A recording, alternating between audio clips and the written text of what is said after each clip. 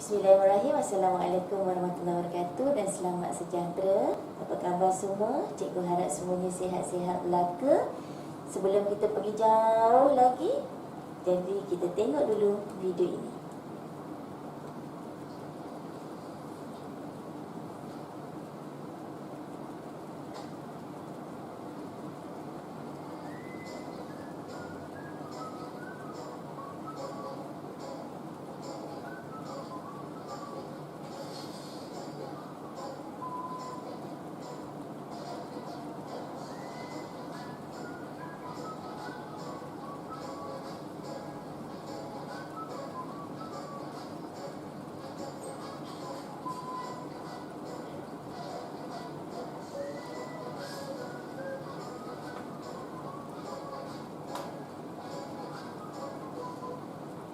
Hagis, be happy. Apa kaitannya dengan apa yang kita nak belajar hari ini? Apa kaitannya dengan apa yang cikgu nak share dengan you all hari ini? Okey. Ini adalah satu video yang paling cikgu suka. Okey, dia satu energi lah untuk cikgu nak buat apa-apa jua sekalipun. Sebab kalau kita lihat baby ni dia mengharungi banyak cabaran lah sebenarnya dalam seharian dia bekerja. Pergi kerja kena marah dengan bos, okey. Tapi tengok keadaan dia, diri dia sentiasa ceria. Kawan dia sedih tapi tengok pada diri dia sentiasa ceria. Okey. Barang dia jatuh orang tengok je tapi dia sentiasa ceria. Keluar kereta nak kena tarik ni, kalau kita ni macam mana kan? Okey, tapi tengok muka dia. Okey. Balik ke rumah, nak masuk rumah, kunci pula terjatuh dalam longkang. Kalau kita dah muka masam lagi apa semua kan, tapi dia apa yang berlaku? Okey. Dia sentiasa happy. Okey. Ini yang cikgu nak. Sepanjang bersama dengan cikgu, okey, cikgu nak you sentiasa positif, okey, gembira, seronok, suka, sabar, ikhlas, ikhlaskan diri. Okey, insya-Allah segala apa perkongsian yang cikgu akan beri, you all akan dapat dengan cepat. Okey, senang nak absorb orang kata.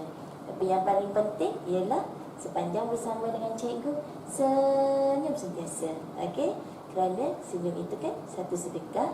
Okey, tak salah kalau kita senyum. Satulah, senyuman ini ada satu.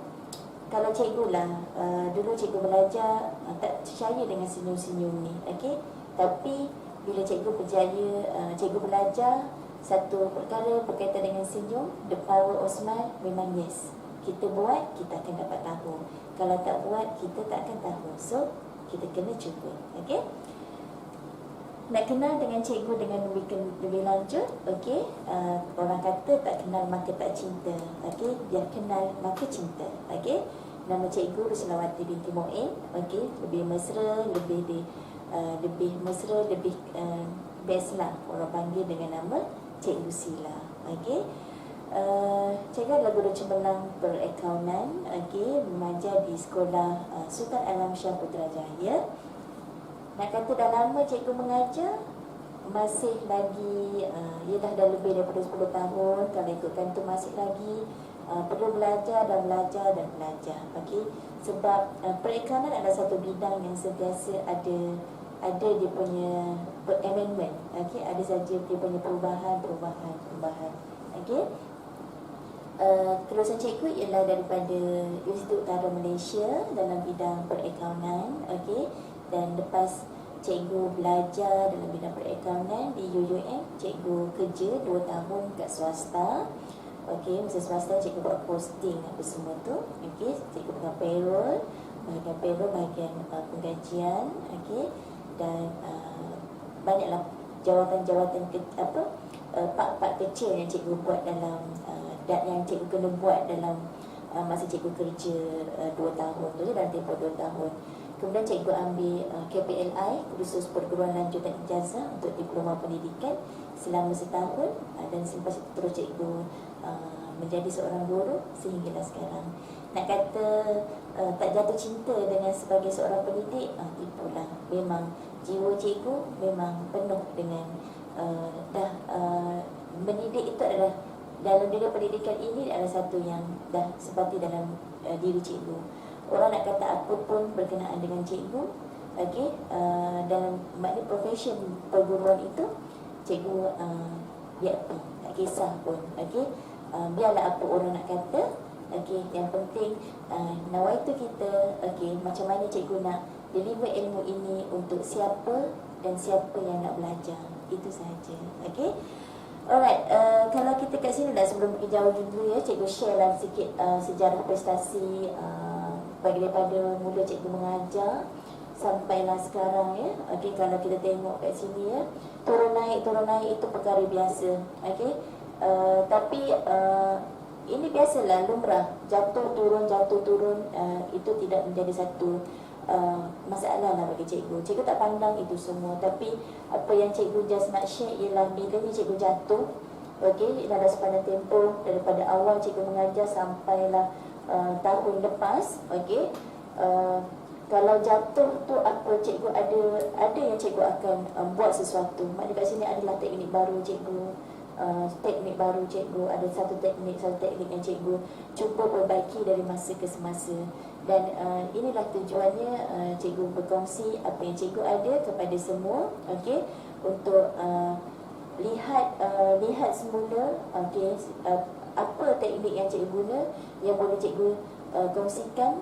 Manalah tahu okey, dengan perkongsian ini membantu you all untuk mendapat lebih cemerlang, okey, dalam perakaunan, dalam prinsip perakaunan SPM. Tapi itu secara langsung, secara tak langsung ialah dapat gunakan ilmu ini ke mana juga you all pergi.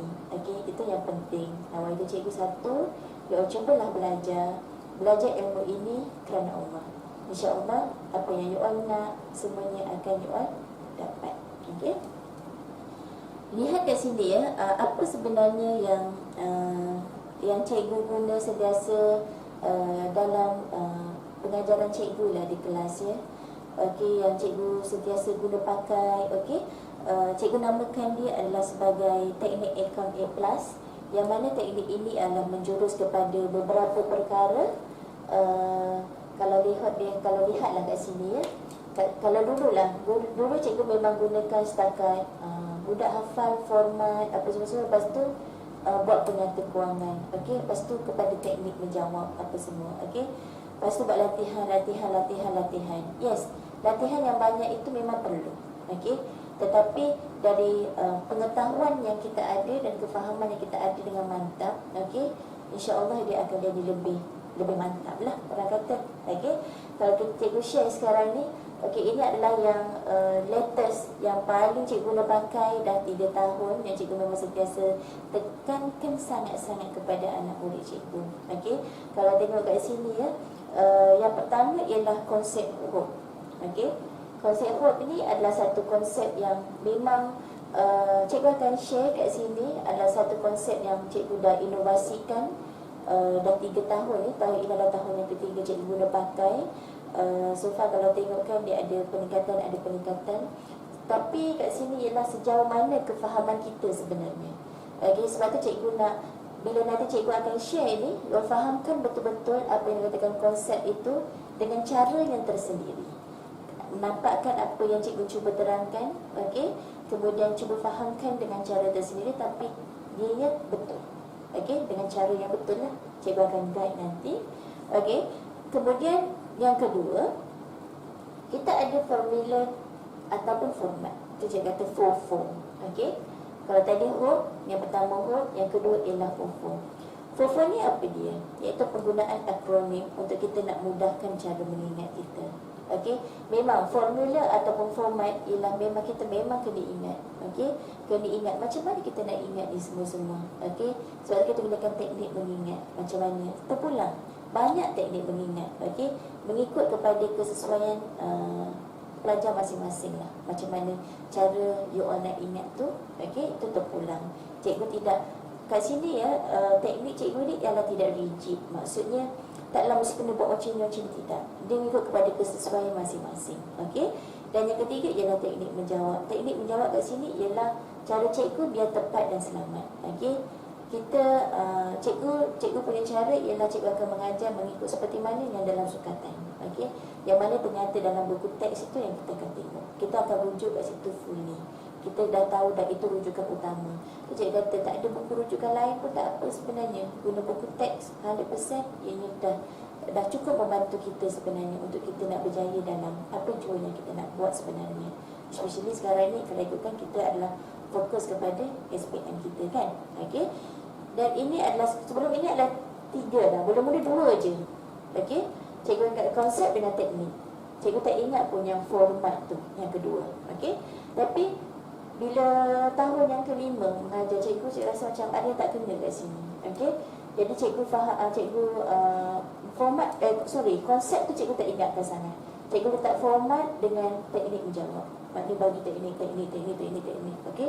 Tapi sama juga, cikgu masih lagi tak feel yang benda tu rasa macam boleh. Cumanya bila masuk tahun yang kelima tu lah sebenarnya banyak yang berubahnya. Ialah pada tahun kelima cikgu mengajar, bila anak murid cikgu sendiri kata, cikgu sebenarnya saya boleh tahu jawapan tu salah ataupun betul ialah berdasarkan daripada konsep hook tu. Okey. Masa tu cikgu menggunakan Bartlett. Okey, cikgu tak ada gunakan hook lagi. Okey. Jadi Bartlett, tapi cikgu tengok kat sini. Bartlett tu pun ada budak yang dah boleh nak buat, okey. Tapi kat sini ada lompongnya, okey, untuk setengah pelajar. Okey, ada yang tak boleh nak visual, okey, nak bayangkan secara mendalam apa yang dimaksudkan dengan Bartlett. Okey. Jadi sebab tu cikgu murnikan. Dan cikgu murnikan dengan satu cara menggunakan grup pun sama juga. Okey.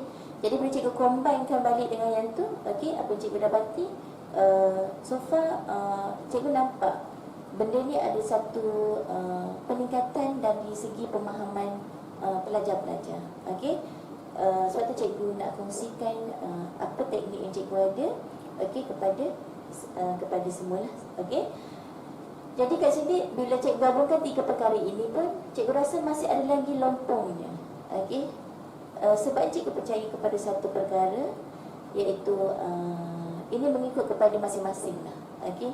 Tapi cikgu nampak benda ni secara nyata. Okey, sebab tu cikgu nakkan juga. Okey, cikgu sharekan juga. Yang keempat ialah keberkatan. Okey. Yang mana kat sini kalau kita lihat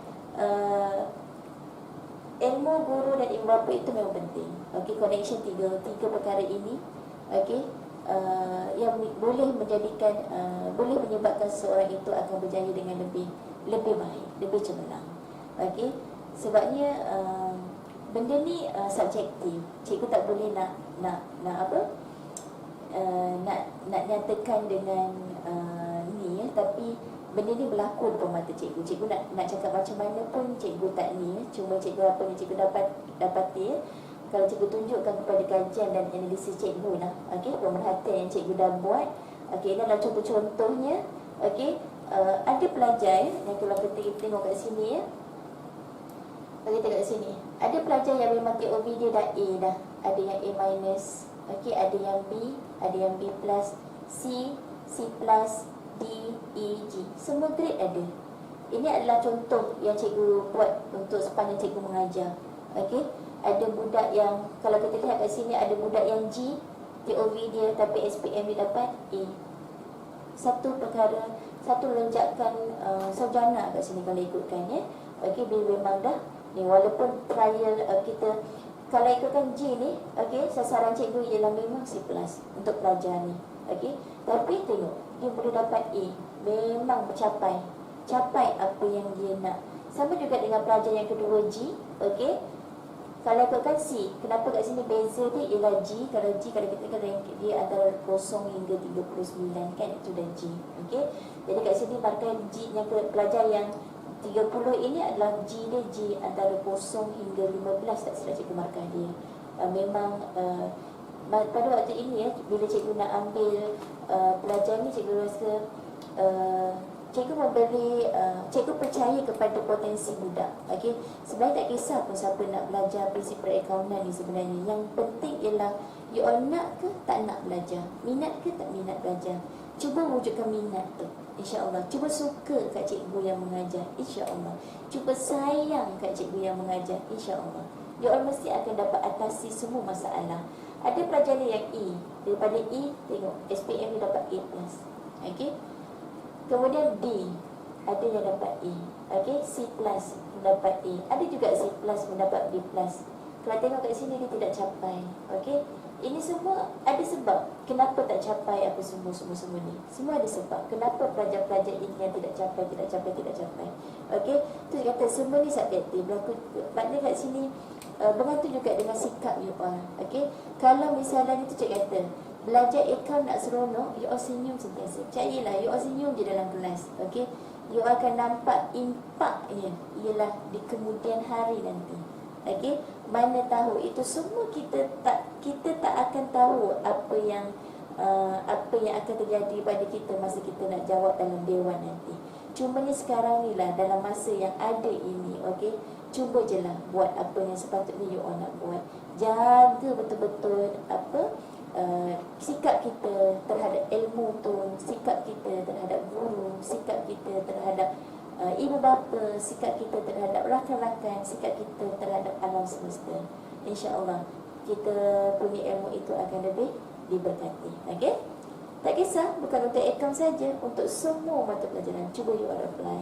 InsyaAllah mudah-mudahan ini lebih diberkati. Okey, alright, kita sambung. Kita masuk ke dalam kita punya mata pelajaran, iaitu prinsip perakaunan SPM. Kod kita ialah 3756.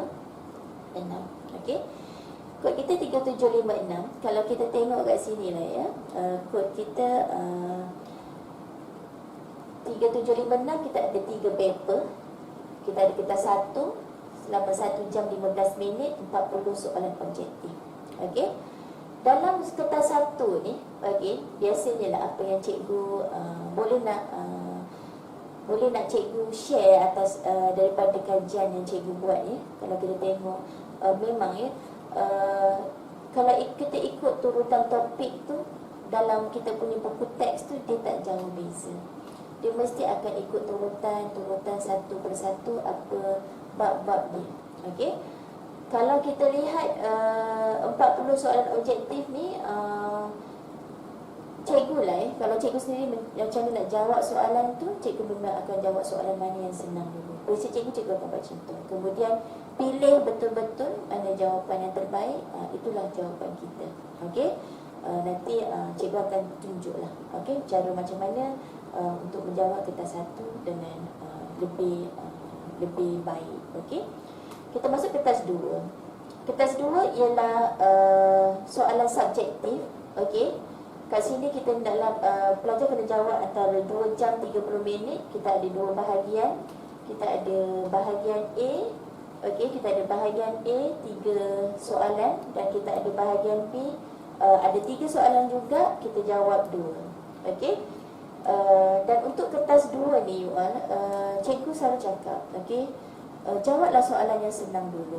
Cikgu berani katalah, bukan berani kata, maksudnya biasakanlah buat bahagian B dulu. Okey, sebab bahagian A ni selalunya kadang-kadang soalan dia memang mencabar. Kita dah tengok dah rentetan daripada soalan-soalan pasir ya. Kalau siapa yang dah cuba buat, okey, dah cuba tengok, cikgu rasa selalunya pelajar akan sentuh soalan-soalan pasir question ni ialah bila dah bulan 6, bulan 7, bulan 8 tu ya. Bila nak ke trial tu selalunya itu ya. Waktu cikgu selalunya bulan 6 tu, okey, sebelum trial kita memang akan buat soalan-soalan pasir question. Okey, maknanya lepas trial kita akan buat soalan-soalan trial negeri-negeri lain lah. Okey. Okey, jadi kat sini dalam 2 jam 30 minit ni pandai-pandai bagikan masa, iaitu satu soalan itu antara 30 hingga 45 minit. Biasakan 30 minit macam tu. Okey, jawab dulu bahagian B, kemudian barulah jawab bahagian A. Bahagian B 2 je pilih. Okey, buatlah 2 yang terbaik lah. Kita pilih betul-betul yang terbaik. Okey, kemudian barulah kita buat bahagian A. Bahagian A memang 3 kena jawab. Okey, sebab tu cikgu, cara cikgu kat sini cikgu akan tekankan ialah bahagian yang wajib pelajar pandai jawab. Okey, dan kertas yang ketiga ialah 3756/3. Ini adalah tugasan projek prinsip perakaunan yang you all kena buat semasa tingkatan 4 dan tingkatan 5. Tingkatan 4 ialah masa yang diberi ialah Ogos hingga September, dan tingkatan 5 ialah April hingga Mei. Sekarang ni kita masih lagi buat kan untuk tingkatan 5 punya kerja khusus lah. Okey, dan kalau kita tengok dia punya wajaran dia, okey, Kertas 1 ialah 20%, kertas 2 60% dan kertas 3 ialah 20%. Jadi kesemuanya adalah 100%. Okey? Ini yang kita bawa. Seronoknya belajar perakaunan ni apa dia? Kalau cikgu nak selalu tanya siapa yang seronok ke tak seronok ke. Okey, cikgu seronok je. Sebab apa? Kita nak main minda supaya kita akan sentiasa seronok, happy kan, positif kan. Okey, nak tak nak lah ya, mesti buat kertas 3. Ini yang cikgu selalu tekankan, mesti buat kertas 3. Nak kertas 3 mudah ni sebab apa? Kita bersama-sama dengan cikgu kita. You all seronokkan belajar dengan cikgu. Cikgu masam ke, cikgu senyum ke, kita senyum sentiasa. InsyaAllah kita akan lebih mudah. Okey, jadi dalam kertas 3 ni kena dengar sentiasa cakap cikgu. Okey, bukannya copy and paste you all. Itu salah. Okey, kita kena dengar kata cikgu, kita buat satu persatu dengan apa yang cikgu kita guide. Okey, tak boleh kita nak maksud kita boleh nak tanya kawan-kawan yang lain. Okey, tapi apa pun you all, ini semua adalah bergantung dengan cikgu masing-masing. Okey, prinsipnya tetap sama, tu semua sama, tapi apa-apa pun finalnya you akan tanya guru masing-masing. Betul tak cikgu? Jumpa dengan cikgu, cikgu betul tak macam mana yang saya buat ni? Okey, bincang sama-sama dengan kawan-kawan. Okey, cumanya dalam jawapan kita mesti dia adalah maksudnya yang kita hantar itu adalah secara individu. Okey, kita tak maknanya kita tidak meniru. Okey, sebabnya kalau you tanya cikgu, kertas 3 ni ialah satu kertas yang cikgu memang kata ia ni sangat membantu belajar. Okey, 20% you all siapa nak bagi senang-senang. Okey, ini semua bergantung kepada guru masing-masing. Okey, kalau kita tengok ya, tanpa kertas 3, contohlah tanpa kertas 3, kalau kita lihat tanpa kertas 3 ya, ini cikgu andaikan 10 je betul, 10/40, dan kertas 2 dapat 27/100. Okey, kita tengok. Kalau tak buat kertas 3, wajaran dia ialah 40/60. Jadi bila kita jadikan 100%, kita dapat ialah 26.2. 26.2 apa? G. Okey, G. Tapi kalau kita buat kertas 3, kita tengok. Dengan kertas 3, kita nampak kertas 1 10%. 10%. Maknanya bukan 10%, 10/40. Sama. Yang kita sama dengan tanpa kita buat kertas 3 dengan kita buat kertas 3. Cumanya kertas 3 kita kat sini dah ada markah. Andaian kat sini ialah 19. Kenapa cikgu kata 19? Macam cikgu cakap tadi. Okey, cuba dapatkan paling sikit 19. Kalau boleh 19 dapat. Kalau boleh 20/20. Sebab tu cikgu kata masa kertas 3 ni dengar betul-betul apa yang cikgu kata. Cikgu kata hantar. Cikgu kata hantar, esok kena hantar. So hantar esok. Okey, cuba you all amalkan sentiasa dalam diri yang kalau kita mudahkan orang, orang akan mudahkan kita. Kan? Okey. Jadi bila kita buat kertas 3, kita dapat 20, 60, 20, kita kena dapat berapa? 40.2 E. Terus dapat E. Nampak tak? Okey. Daripada kalau kita tak buat 26, kalau kita buat 40, mana untung? Okey. Kalau kita tengok kat sini, kertas 3 sangat membantu. Tapi you all, kalau kertas 3 kita memang dah markah tinggi, tapi kalau kertas 1, kertas 2, you all main-main just datang tapi tak buat, sama lah juga, memang fail.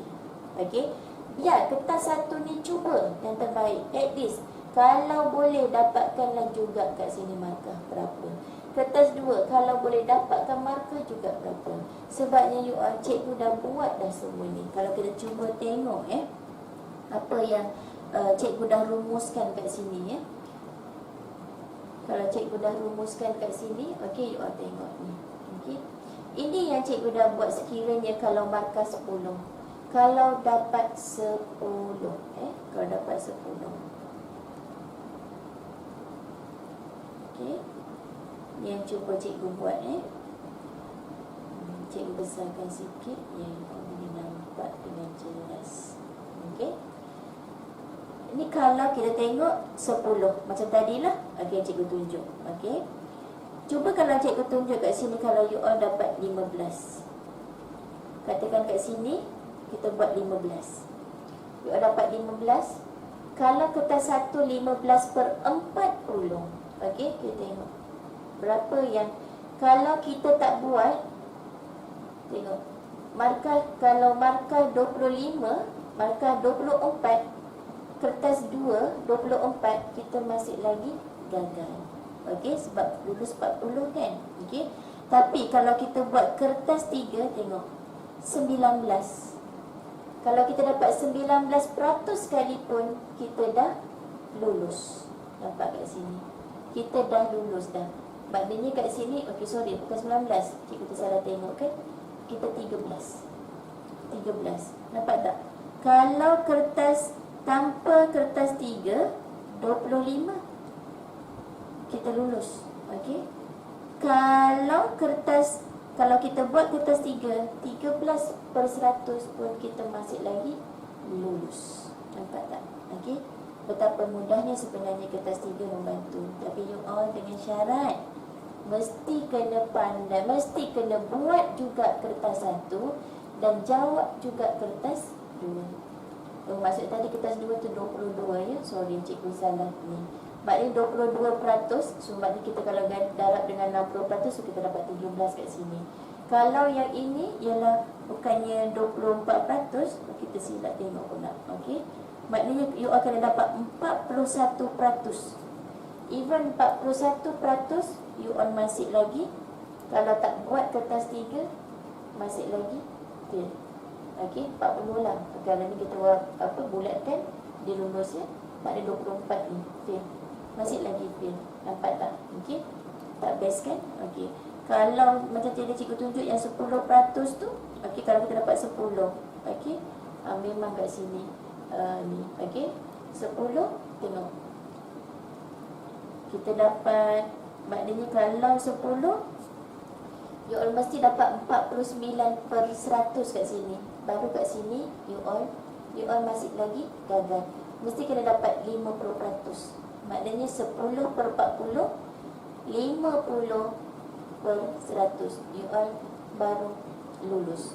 Kalau tidak, ini tanpa kertas 3. Kalau tanpa kertas, kalau buat kertas 3, kalau dapat kertas 3, tengok buat je 27% kertas 2. Kalau ikutkan tu sikit kan. Okey, tapi kita masih lagi lulus 40.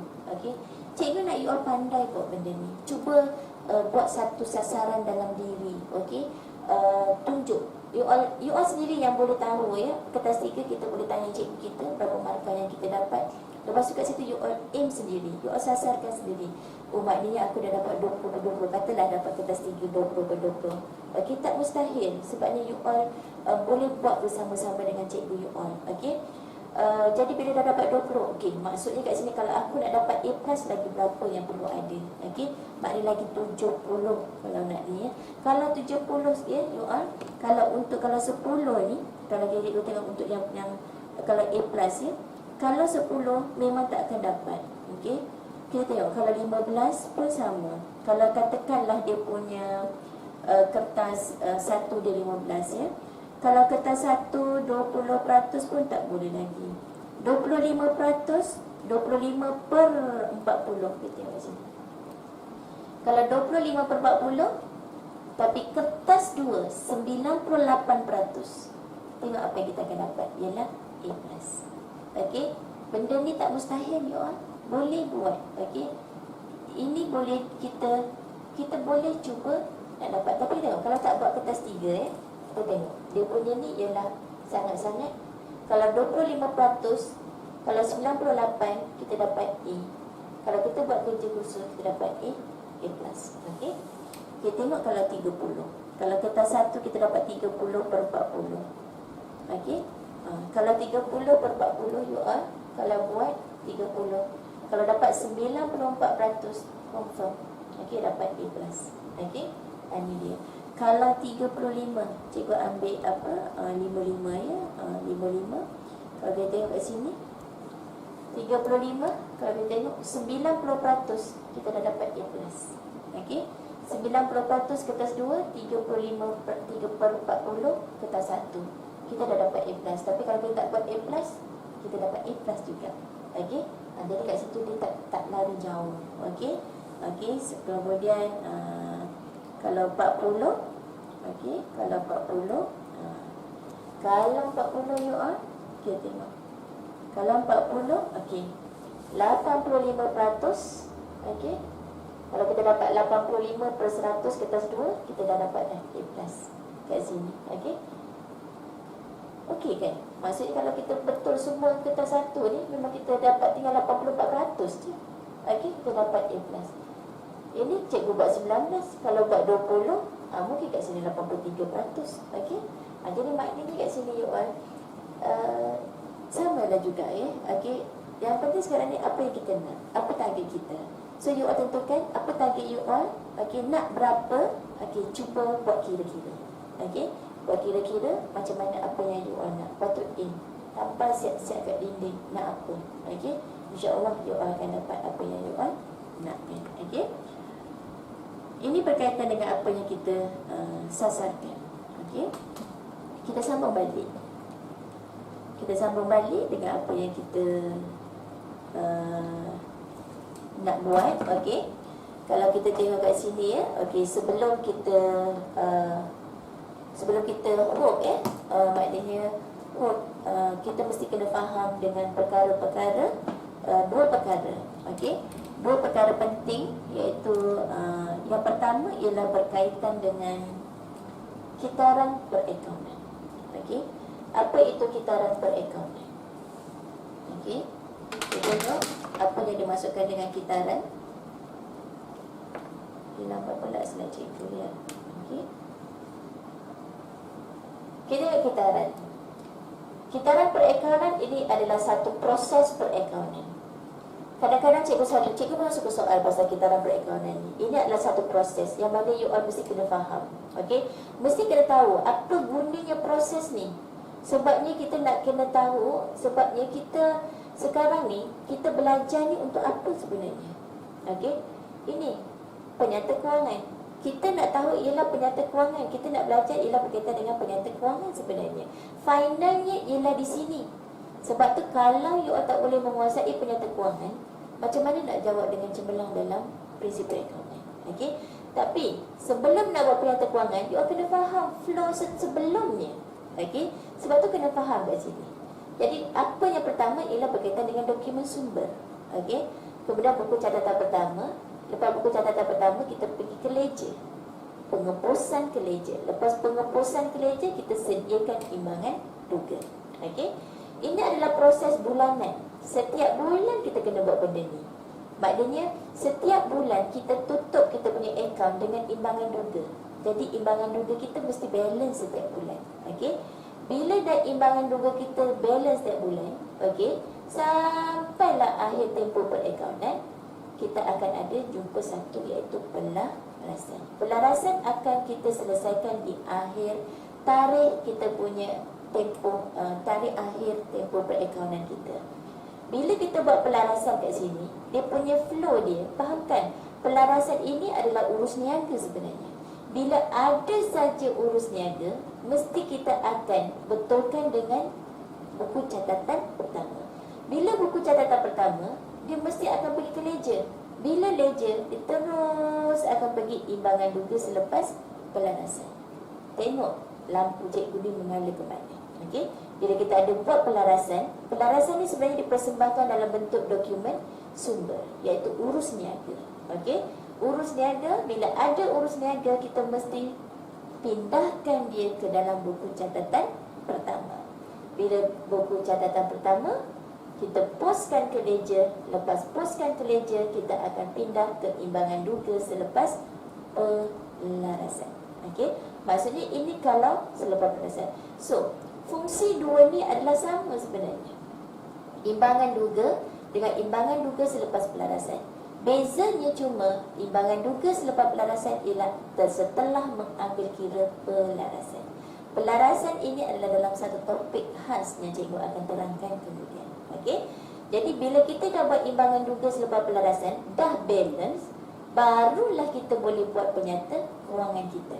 Ini yang kita nak belajar ni. Ini kita kena tahu. Sebab tu kalau belajar akaun tak tahu penyata kewangan, baik tak payah belajar akaun. Jadi bila you all belajar akaun, you all mesti kena pandai penyata kewangan.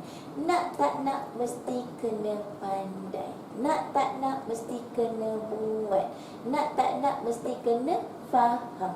Okey? Sebab tu penyata kewangan. Sebab tu sehari-hari cikgu kat sekolah mesti katakan penyata kewangan mesti tahu, penyata kewangan mesti tahu. Ada cikgu yang akan buat format penyata kewangan tu, you all kena salin format penyata kewangan tu sampai 10 kali, sampai 20 kali, sampai 30 kali. Semua itu ialah untuk you all punya apa?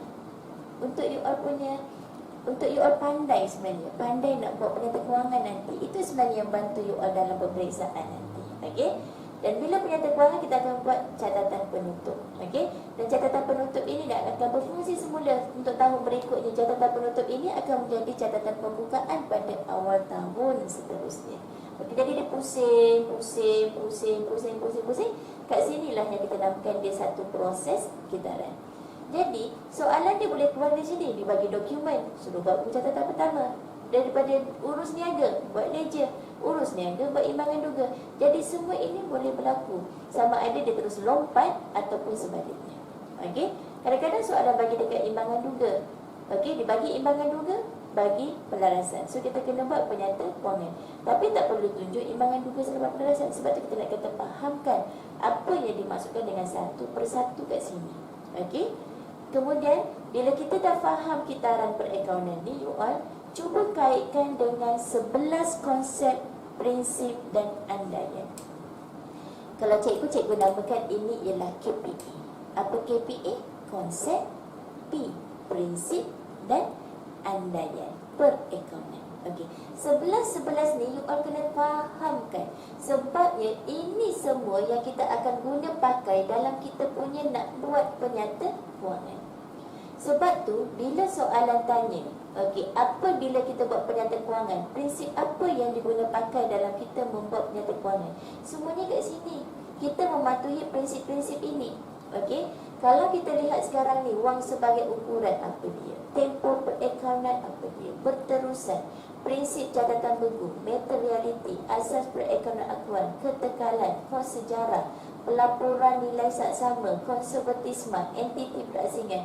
11 ini memang kita akan guna pakai bermula daripada dokumen sumber sampailah catatan penutup. Dia akan berfungsi. Maksudnya semua ni akan ada prinsip-prinsip yang kita guna pakai kat ini. Okey? Jadi, sebab itu cikgu nak you all fahamkan betul-betul apa dua perkara ni. Okey? Sebab tu sebelum HOOP kita belajar HOOP, fahamkan kitaran perakaunan dan 11 KPA ni. Okey?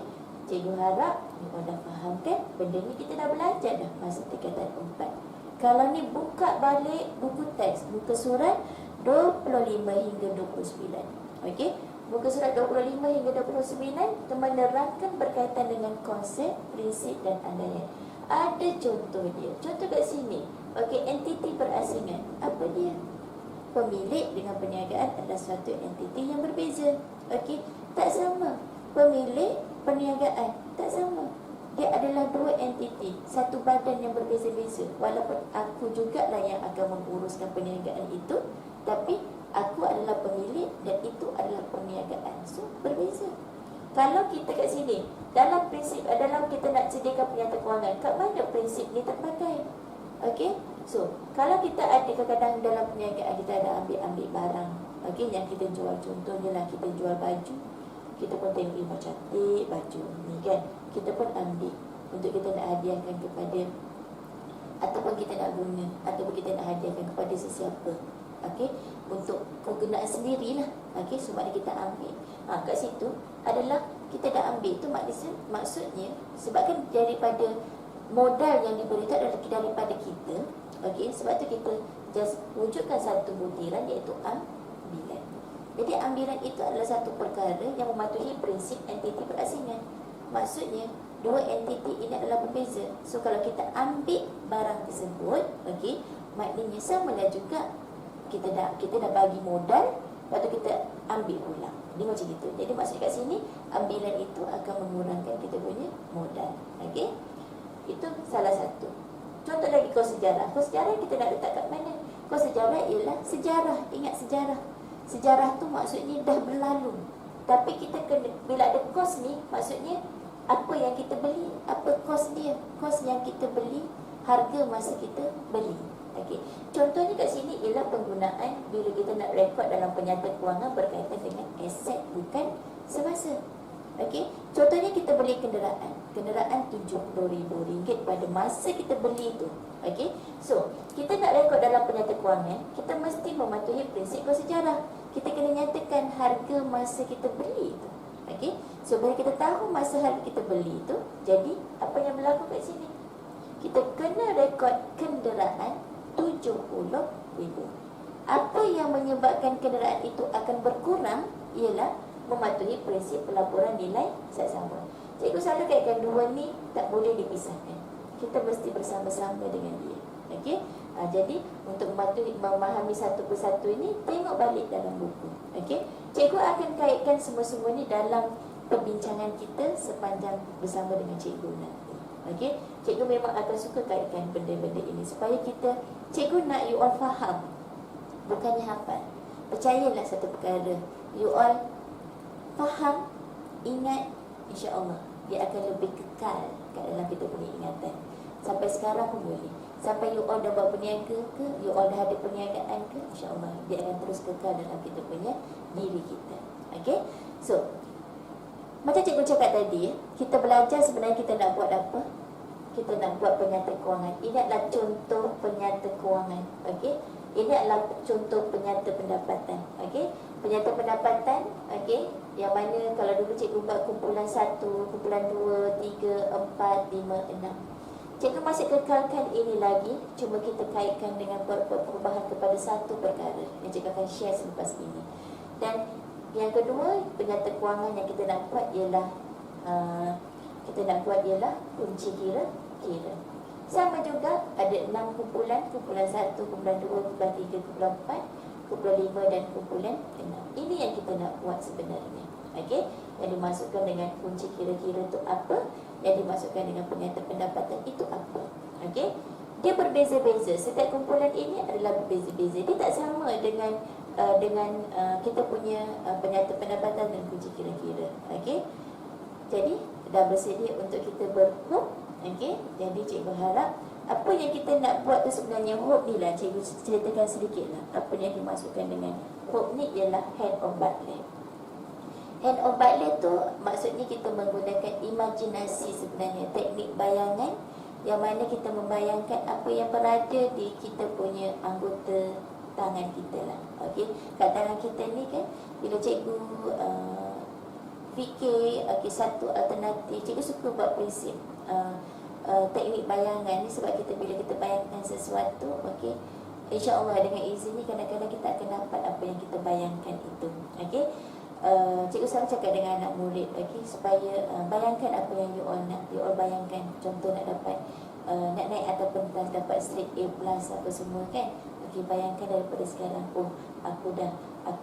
masa pengumuman itu, okey, nama kita disebut apa semua. Itu yang cikgu nak cuba buat sebenarnya. Cikgu percaya kepada ni sebab cikgu dah cuba buat untuk apa yang cikgu nak, cikgu bayangkan dan cikgu dapat.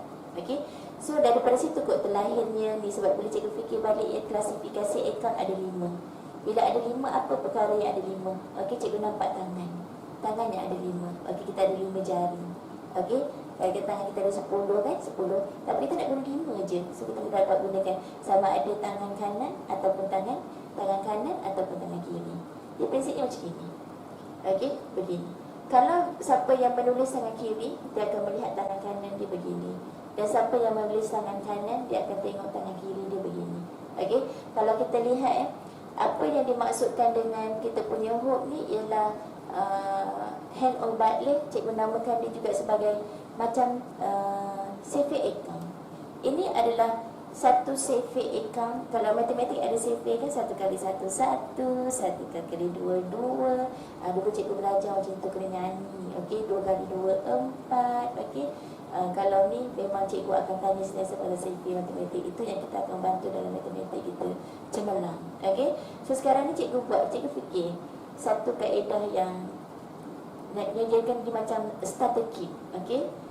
Jadi saving account, yang mana kalau dulu cikgu gunakan, kalau siapa yang ada cikgu punya apa, bookmark lah. Okay, dulu cikgu buat ni. Okay, beberapa 3 tahun yang lepas, dan masih lagi sekarang masih lagi guna, dan ada pelajar yang masih lagi boleh nak maknanya dia nak menggunakan ini. Tidak salah, ini satu teknik sahaja. Okay, you all buat yang terbaik. Ada juga budak yang tak boleh dengan hand obat lain, dia tak nampak. Okay, so sekarang ni ada satu kaedah.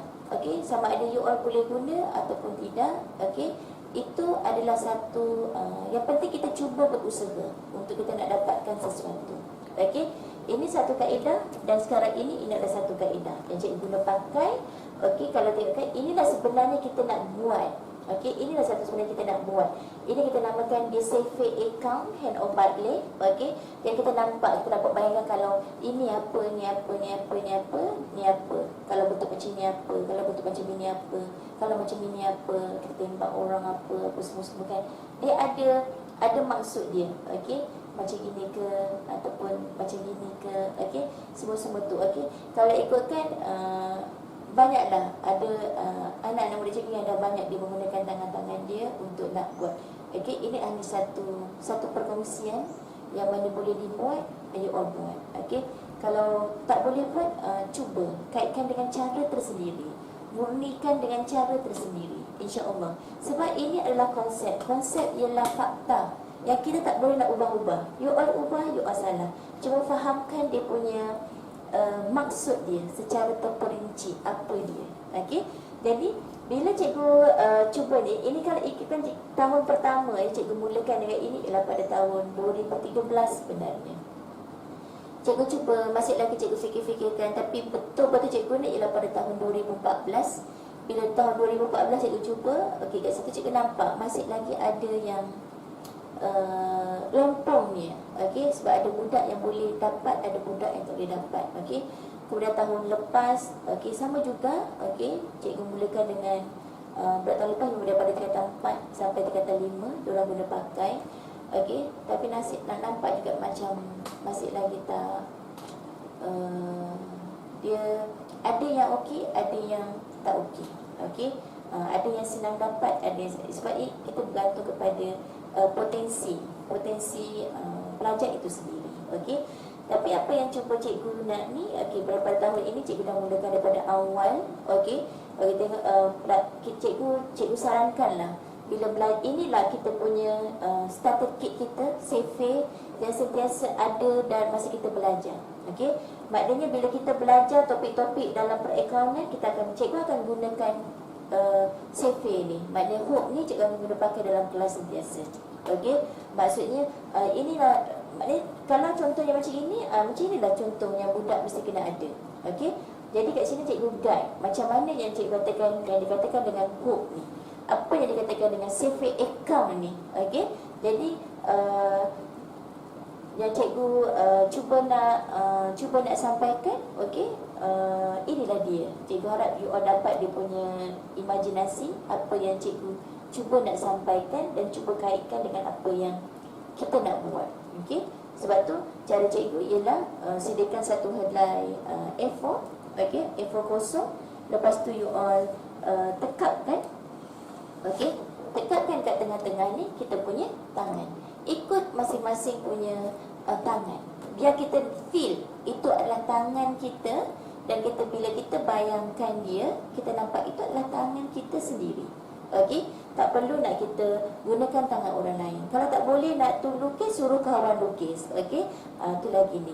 Okey, kita buat bersama-sama dengan kawan-kawan. Okey, apa yang kita nak buat dalam kita punya book. Okey, alright, dah bersedia.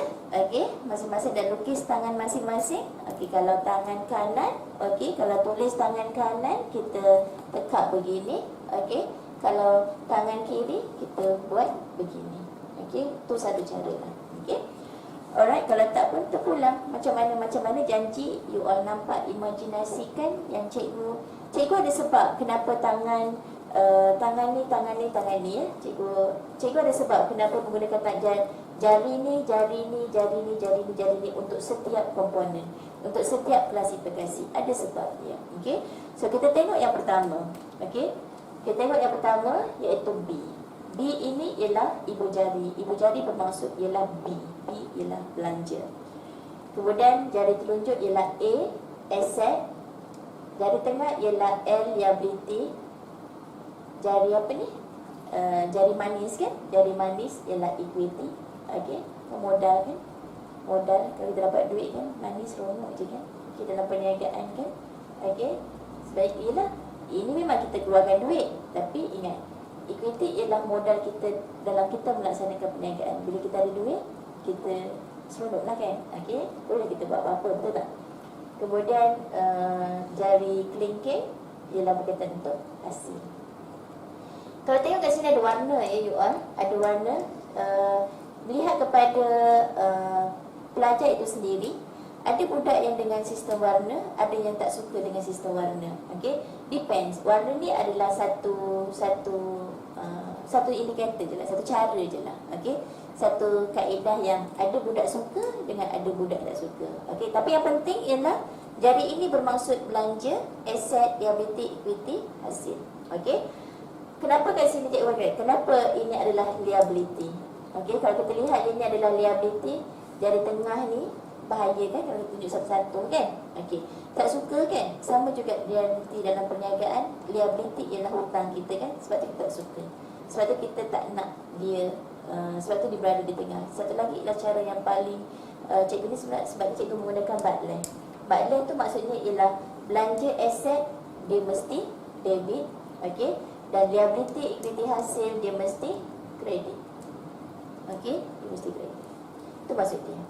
Jadi begini, belanja aset debit, liability equity hasil kredit. Jadi kalau kita tengok kat sini, okey, dia akan bentuk begini. Jadi ingat, belanja aset di debit, okey, liability equity hasil kredit. Memang kita boleh sebut, betul tak? Belanja aset debit, liability equity hasil kredit. Tetapi apa cikgu dapati ialah ada pelajar yang masih lagi tak boleh. Memang pandai sebut belanja aset debit, liability equity hasil kredit. Tapi bila jawab soalan, susahlah cikgu, tak tahulah, apalah, itulah, inilah, betul tak? Bermacam-macam. Okey, kalau macam itu cikgu memang andaikan you all tak faham. Okey, sebab tu cikgu nak fahamkan betul-betul apa yang dimaksudkan kat dalam ni.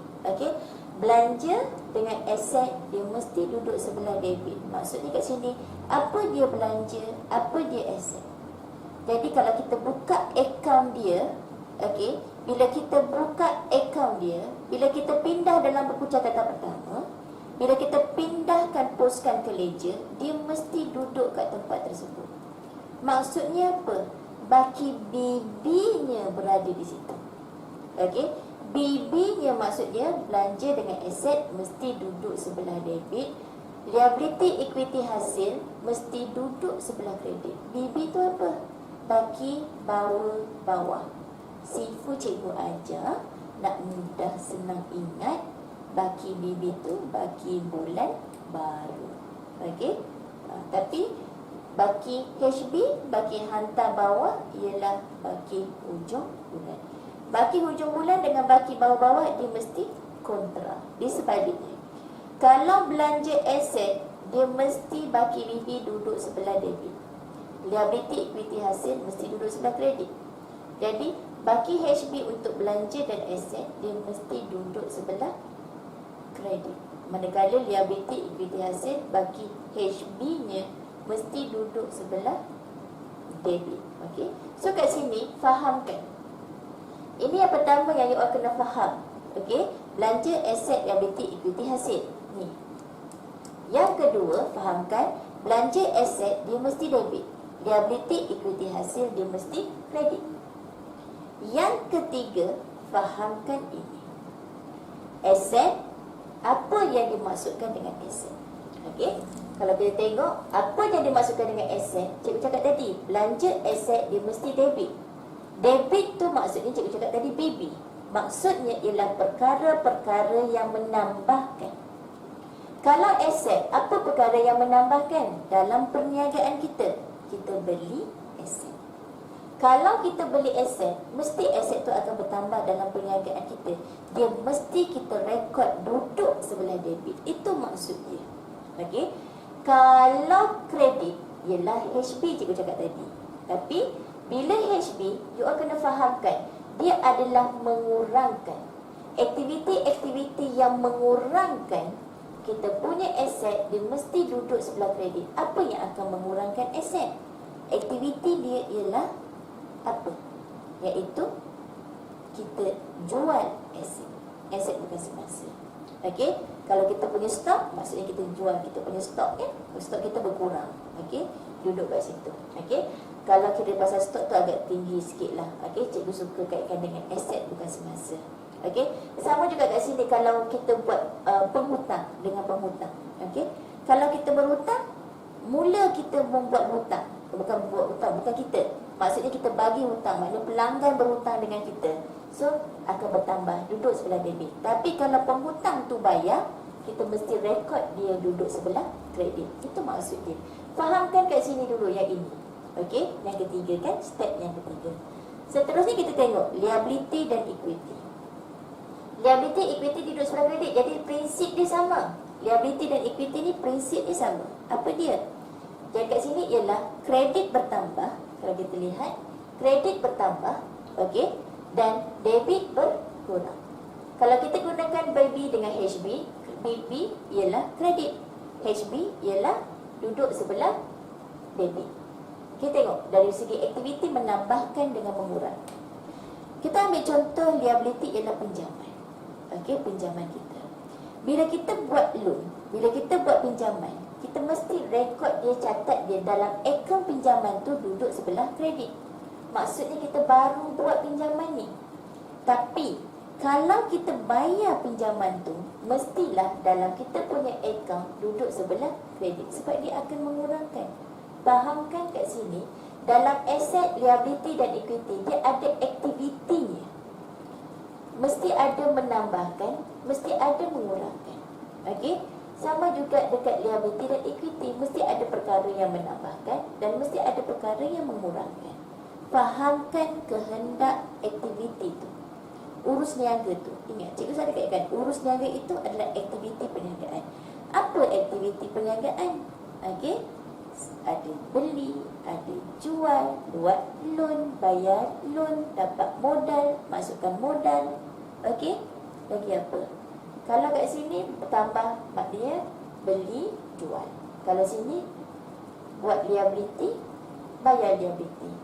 Kat sini tambah modal, mengurangkan modal. Okey, tu je sebenarnya.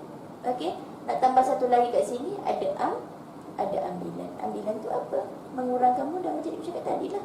Okey, sekarang kita pergi dekat belanja dan hasil dulu. Tapi sebelum tu faham ya, untuk tiga jari ni, aset, liability dan equity, kalau kita nampak ketiga-tiga ni dia ada aktiviti yang menambahkan dengan aktiviti yang mengurangkan. Okey, so kita pergi kat dua ni pula. Apa dia? Kita ada belanja dan kita ada hasil. So kita tengok pula prinsip belanja. Belanja tu ialah, selalunya belanja ni kita belanja. Belanja ni maksudnya kita keluarkan duit je. Dia ada menambahkan, ada mengurangkan ke? Kalau ada menambahkan, mengurangkan itu bila kita kaitkan dengan adanya aset dan adanya liability semasa. Bila dia ada pertambahan, ada perkurangan. Maksud bila ada berkurangan, okey, kat sini kita akan kaitkan dia sebagai aset semasa dengan liability semasa. Itu nanti bila cikgu kaitkan dengan lebih detail dalam kita punya pelarasan nanti. Okey, tapi hakikatnya belanja itu adalah belanja. Dia duduk di situ sahaja. Okey, belanja ni adalah satu proses yang dia akan melakukan pertambahan sahaja. Menambahkan. Hakikatnya dia menambahkan. Cumanya kalau kita gunakan prinsip asas perakaunan akruan, itu yang cikgu cakap tadi. Ada kaitan dengan aset dengan liability. Okey, jadi bila belanja dia bertambah, maksudnya dia mesti duduk sebelah debit. Sebab tu belanja, apa contoh belanja kat sini? Akaun gaji, akaun insurans, itu semua duduk sebelah debit. Once kita tahu dia adalah belanja, dia mesti duduk sebelah debit. Kalau you all tulis sebelah kredit, you all salah. Okey, begitu juga dengan hasil. Hasil kita tahu, hasil dia mesti duduk sebelah kredit. Kredit kat sini maksudnya menambahkan. Ada je hasil wujud, maksudnya dia mesti duduk sebelah kredit. Ada je belanja wujud, dia mesti duduk sebelah debit. Okey, itu maksudnya nampak beza kan? belanja dengan hasil. Belanja mesti debit, hasil mesti kredit. Kalau kita buat macam ini, kita nampak belanja aset dia mesti debit, liability equity hasil dia mesti kredit.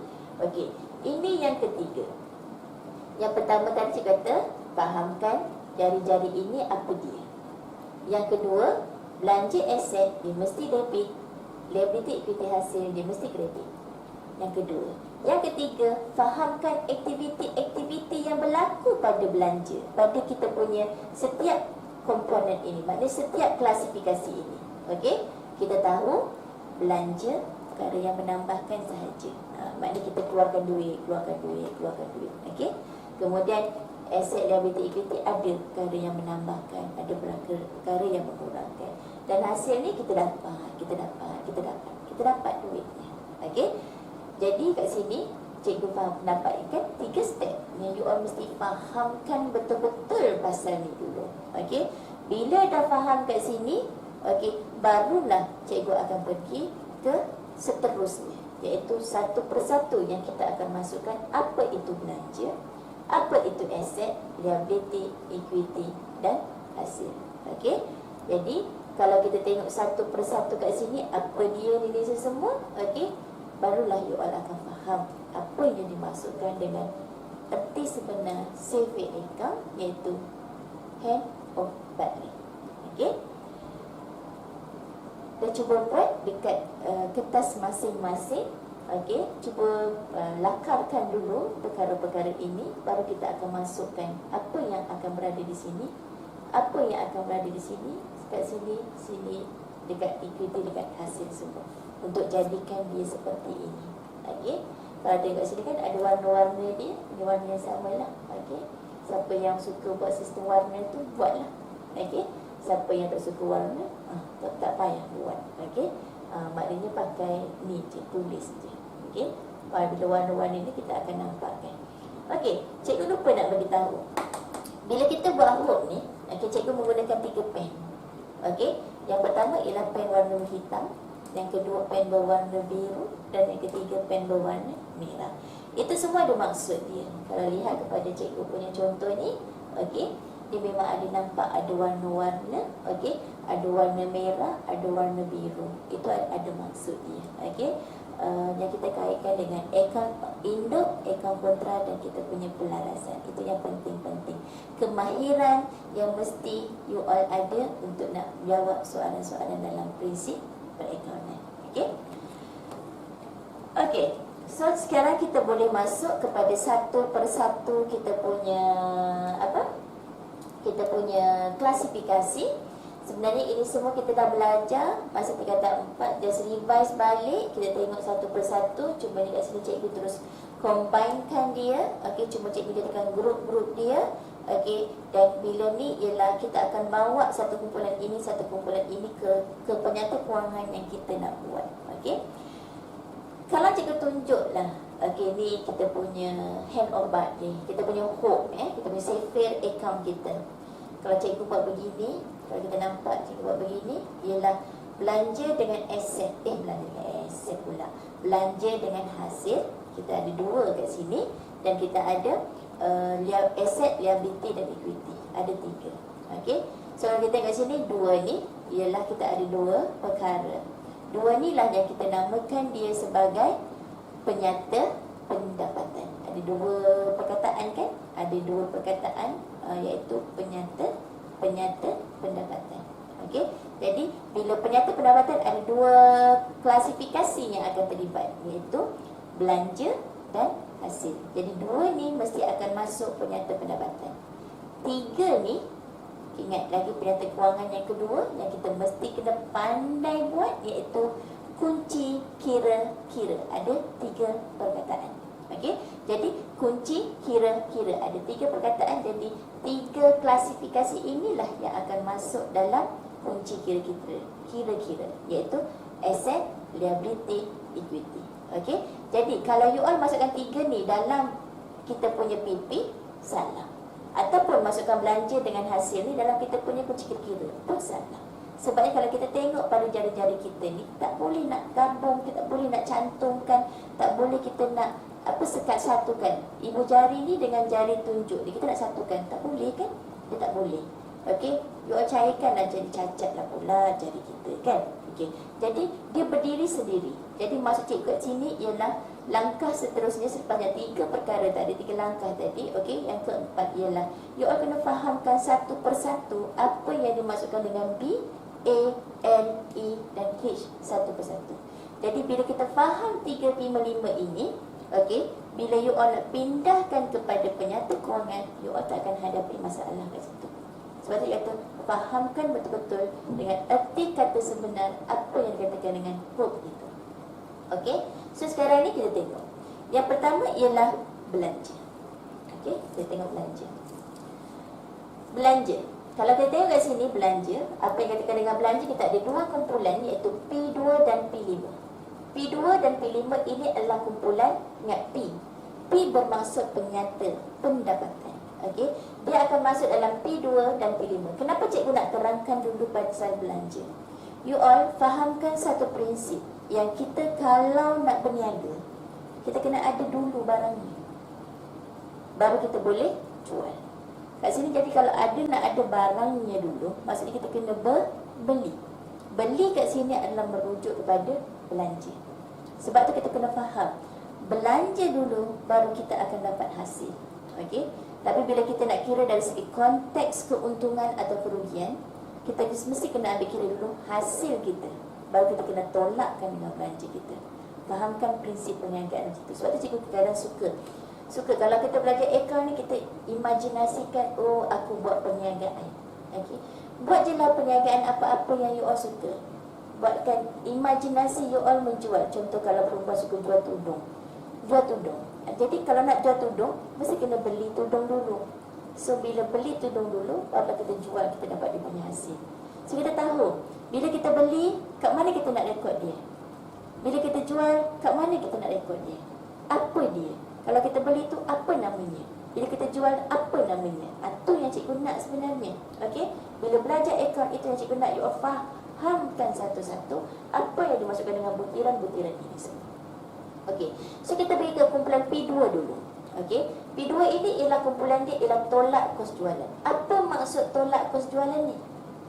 Tolak kos jualan ni you all, ini adalah tajuk. Tajuk yang mesti you all tahu. Kumpulan P2 ialah tolak kos jualan.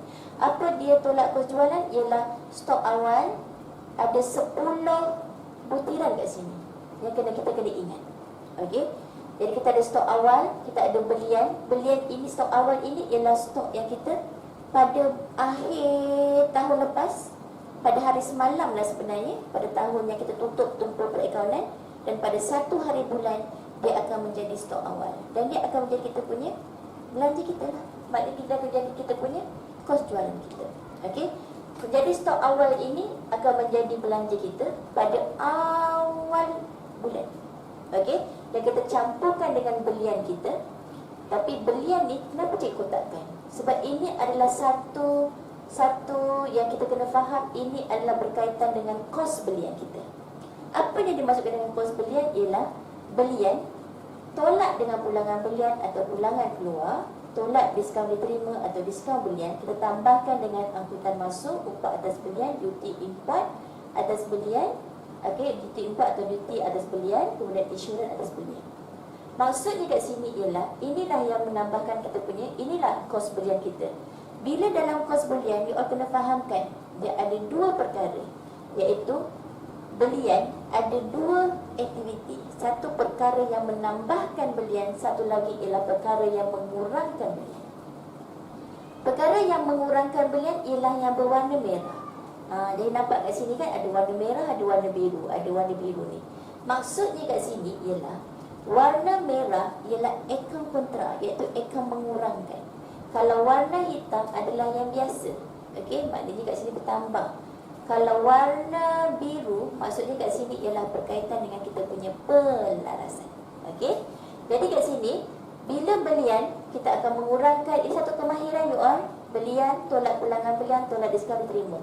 Kemahiran, ini adalah perkara yang mengurangkan akaun induk. Jadi kalau ada butiran ini, you all mesti kena tolak. Okey. Bila kena tolak, okey, ini akan jadi kat sini kos belian kita yang baru. Tapi bila ada perkara yang menambahkan belian, kita kena tambah. Kalau kita tengok kat sini, kalau cikgu gunakan, selalu kat sini cikgu gunakan formula kat sini B. Biha pergi Bangkok atau Kedah dengan Tina naik Audi. Audi ialah perkara yang menambahkan belian. Okey. Pergi Bangkok atau Kedah dengan Tina ialah perkara yang mengurangkan belian. Itu satu cara je lah sebenarnya, ikut masing-masing. Okey. Ada yang buat formula daripada atas sampai bawah ni semua, ikut masing-masing. Okey. Cikgu tak kita tidak menekankan sangat, seperti cikgu cakap tadi, ikut kesesuaian masing-masing. Kalau cikgu just share, kalau you rasa you all nak murnikan, you all just murnikan. Okey, cara macam mana. Tapi bila kita buat dalam kita punya penyata kewangan nanti, P2 ini mesti akan ada semua perkara-perkara ini. Okey? Tak ada butiran-butiran selain daripada kat sini. Okey? Ini yang kita masukkan dengan P2. Okey? Kenapa kat sini kredit? Ada kredit warna merah kat sini. You all kena fahamkan prinsip tadi. Kat sini sebagai ada akaun mengurangkan. Jadi kita sama macam tadi, belanja dengan aset. Prinsip dia sebenarnya kat sini, kalau ada mengurangkan, dia mesti duduk sebelah kredit. Cuma cikgu cakap tadi, belanja ni jarang-jarang ada mengurangkan. Bila ada mengurangkan kat sini, kita gunakan tahap dia. Bagi cikgu lah, dia aras tinggi kalau kita nak memahamkan ini dengan cara erti kalau kita gunakan asas perakaunan akruan. Okey, dengan kalau kita kaitkan dengan akaun kontra, akaun yang akan mengurangkan akaun induk. Okey, jadi kalau akaun kontra ni, you all kena fahamkan dia akan mengurangkan akaun induk. Jadi bila kita akan mengurangkan akaun induk, kita fahamkan prinsip. Kalau belian, dia mesti debit. Belian dia debit. So kalau mengurangkan belian, dia mesti duduk sebelah kredit. Itu maksud dia. Okey. Kemudian P5. P5 ialah kumpulan tolak belanja. Okey, ini adalah tajuk dia. You all mesti tulis. Okey, membantu untuk nak kita dapatkan jawapan yang terbaik. Okey. Jadi apa tolak belanja tu? Maksudnya kat sini kita tahu kan, dalam belanja kita ada dua, belanja kendalian dengan belanja bukan kendalian. Belanja-belanja yang terlibat dalam kita punya aktiviti perniagaan kita. Ini semua. Ini adalah bila kumpulan P2 ini adalah yang berkaitan dengan barang niaga kita. Macam kita jual tudung. Jadi ini semua kaitan dengan tudung aja. Okey? Tak ada pun yang bukan tudung. Maksudnya yang bukan tudung tu yang menyokong kita punya perniagaan tu, tapi kita kena keluarkan duit untuk kita bayar. Okey? Ini akan kita masukkan dia dalam kumpulan P5. Okey? Dalam kumpulan P5 ni kita ada gaji. Kita bayar gaji pekerja. Insurans ni apa? Kadang-kadang kita nak bagi, yelah kita beli insurans kedai kita ke. Okey? Kemudian kadar bayaran. Maknanya kat sini bil-bil utility kita, bil elektrik, bil air, bil telekomunikasi, bil Unify. Apa jua bil-bil yang kita kena bayar, kita satukan, kita namakan dia kadar bayaran. Faedah atas pinjaman, ini kalau kita buat pinjaman, okey, kita akan dikenakan faedah kan. Iklan atau promosi ataupun pengiklanan, ini samalah. Maknanya kita buat pengiklanan promosi, kita ini adalah kita kena bayar. Okey, kita kena bayar, kita bayar charge dia. Okey. Kemudian komisen dibayar. Ni kalau kita contoh tadi kita jual tudung kan. Okey, jual tudung jenama kita sendiri. So siapa yang kita pun lantik ejen-ejen. Okey. So siapa yang dapat jual tu, okey, lepas tu kita pun bagi komisen sehelai tudung, kita berkatakan bagi RM1. So maksudnya kita kira lah komisen berapa yang kita dah keluarkan untuk kita bagi kepada ejen-ejen kita tu, dan tu kita namakan dia komisen dibayar. Belanja am, selain daripada belanja-belanja apa yang you all nak sekalikan ke apa ke, kat sini lah contohnya ada buat jamuan ke apa ke semua, jadi belanja makan minum pejabat ke apa semua, kita nak masukkan dekat sini, belanja am. Okey, pun boleh. Sewa, kalau kita ada buat sewa kedai, okey, sewa kedai, jadi kita nak bayar sewa kan, kena keluarkan duit. Okey, kita bayar sewa. Angkutan keluar, okey, angkutan, charge angkutan yang kita kenakan. Okey, maknanya sebenarnya kita dah kenakan, maknanya kita kenakan luar. Okey, maksudnya kita bila nak ni, kita kenakan kepada kita punya pelanggan kita. Okey, tapi sebenarnya kita yang kena bayar. Okey, jadi kita charge itu, jadi maknanya kita kena keluarkan duit kita. Hutang lapuk ini adalah yang tiada aliran duit sebenarnya, hutang lapuk. Maksudnya kat sini, kalaulah kita punya penghutang tu tiba-tiba muflis kan. Okey, tiba-tiba muflis. okey, ataupun dia meninggal dunia, ataupun tidak siuman. Maknanya ciri-ciri kat sini, sebab-sebab kenapa berlaku ni hutan lapuk tu, jadi you all kena tahu. Okey, jadi itu adalah belanja yang kita kena tanggung, satu kerugian yang kita kena tanggung sebenarnya. Okey, jadi sebab tu dia adalah belanja. Dan kita nampak ini semua warna biru, ini semua warna biru adalah berkaitan dengan pelarasan, okey, iaitu susut nilai aset kita, pertambahan peruntukan hutang ragu. Kalau ada belanja terakhir ni kita mesti kena tambahkan, okey. Kalau belanja terdahulu ni kita kena tolakkan. Apa maksudnya kat sini? Contohnya kat sini kita ada sewa terakhir. Jadi bila sewa terakhir, sewa ialah belanja. Jadi sewa terakhir kita mesti tambahkan dengan sewa yang kat sini. Itu maksud cikgu. Okey. Ini semua yang warna biru ni cikgu akan detail nanti dalam pelarasan. Jadi semua ini adalah tolak belanja. You all tengok antara dua ni, ada sama tak? Ada tak butiran yang sama? Tak ada kan? Okey. Jadi maksud cikgu, setiap kumpulan ini dia ada maksud sendiri. Dalam belanja kita ada dua kumpulan yang kita kena ingat, iaitu kumpulan 25, iaitu P2 dengan P5. Okey? Itu maksud cikgu yang berkaitan dengan belanja. Dalam belanja ini ialah dia tetap belanja, dan belanja ini mesti duduk sebelah debit kecuali akaun kontra. Akaun kontra kita mesti duduk sebelah kredit. Itu maksud cikgu. Okey? Kemudian kita pergi ke hasil. Bila ke hasil, kita ingat hasil jari kelingking kita kan. Okey. So dekat hasil kat sini lah ada kumpulan 1 dengan kumpulan 4. Okey, 14. Itu kalau cikgu-cikgu ingat ialah kumpulan 2514. Okey, tak ingat yang macam nombor macam itu ke apa, itu terpulang ikut kreativiti masing-masing. Tapi jangan sampai tersalah dia punya grup. Salah punya grup habis sayang. Okey. Jadi kat sini kumpulan 1, inilah kumpulan yang paling sikit, yang paling kita senang nak ingat, iaitu kalau cikgu gunakan akronim Johan pergi Johor atau Melaka dengan Diva. Okey. Maksudnya kat sini kita ada akaun induknya ialah jualan, dan kita ada dua kat sini ialah akaun kontra yang mengurangkan akaun induk jualan. Kenapa dia duduk sebelah debit? You fahamkan, jualan dia mesti kredit. So kalau mengurangkan dia mesti duduk sebelah debit. Okey. Sama macam tadi, belanja kita ada hasil, belanja kendalian dengan belanja bukan kendalian. Okey, maknanya kalau kendalian itu dia bergantung fokus secara untuk kita punya aktiviti perniagaan utama kita. Kalau bukan kendalian ialah yang menyokong. Okey.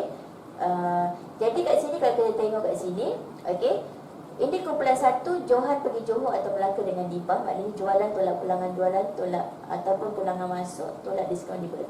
Okey, kita dapat 1. Dan manakala kumpulan yang keempat, kita adalah kumpulan tambah hasil. Okey, tambah hasil maksudnya kat sini ialah tambah hasil. Contohnya ialah faedah atas simpanan.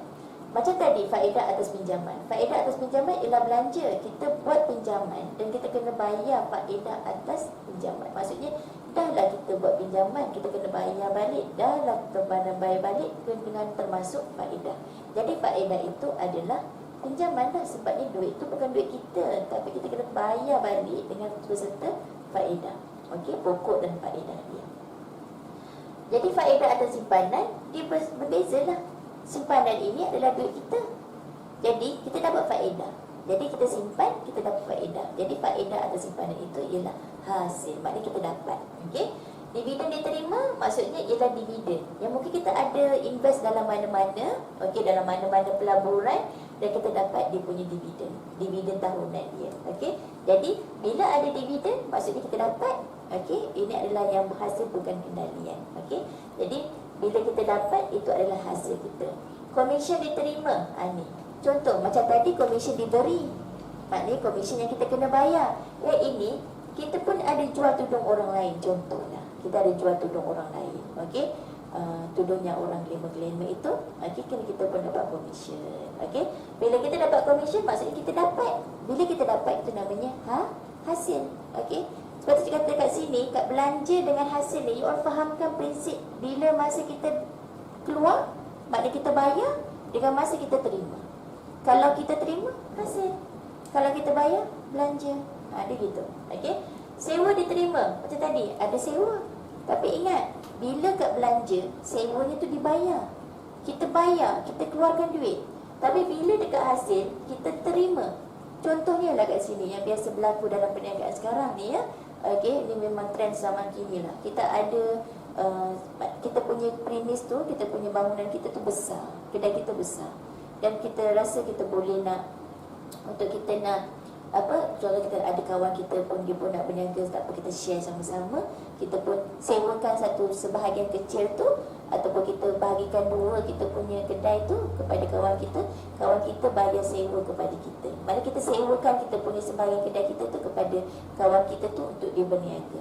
Okey, so dia pun bayar bulan-bulan kepada kita. Jadi itu maksudnya kita terima sewa daripada kita sewakan sebahagian kita punya kedai tu. Itu kita namakan dia sewa diterima.